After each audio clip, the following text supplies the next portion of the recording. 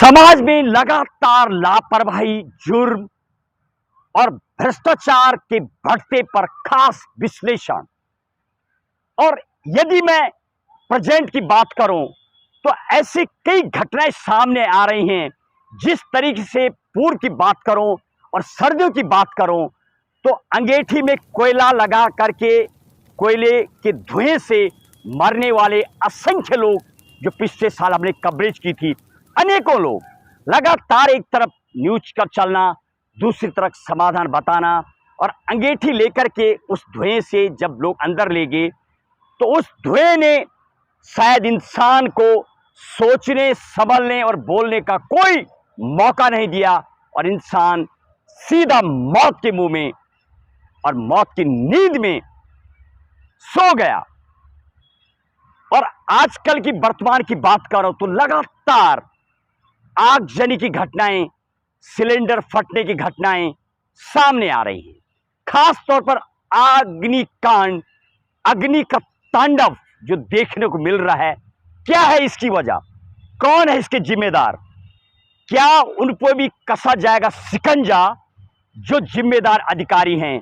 और खास तौर पर यदि लापरवाही जुर्म कानून हो पारित, सरकार को चाहिए कि एक ऐसा कानून बने, लापरवाही जुर्म कानून। सबसे पहले जिम्मेदार जो अधिकारी होते हैं, जो चेकिंग करने जाते हैं, हॉस्पिटल्स, स्कूल, कॉलेज, ऑफिसेस, इन जगहों पर जो जिम्मेदार अधिकारी हैं सरकार के, यदि हॉस्पिटल के मालिक पे केस दर्ज हो जाता है तो जो चेकिंग अधिकारी है उसको ऊपर भी केस दर्ज करके सलाखों के पीछे भेज दिया जाना चाहिए। तब शायद कोई सुधार देखने को मिल सकता है। यदि मैं कुछ रिसेंट घटनाओं की बात करूं जो आजकल है, विवेक विहार दिल्ली के बेबी केयर सेंटर, जहां पर 12 बच्चों की में से 7 मासूम बच्चों की मौत, सोचने और संभलने का भी मौका नहीं मिला। सिलेंडर में आग लगने से, यानी अग्नि का जो तांडव देखने को मिल रहा, उस अभी लगातार चल रहा है।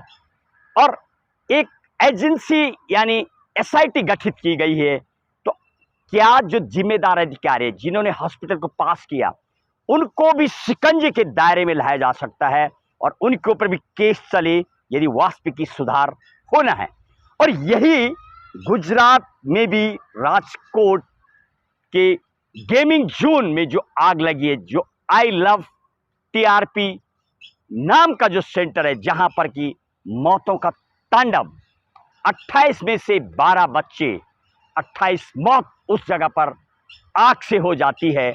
और सबसे बड़ी बात, 2 चीजें और खामी नजर आई।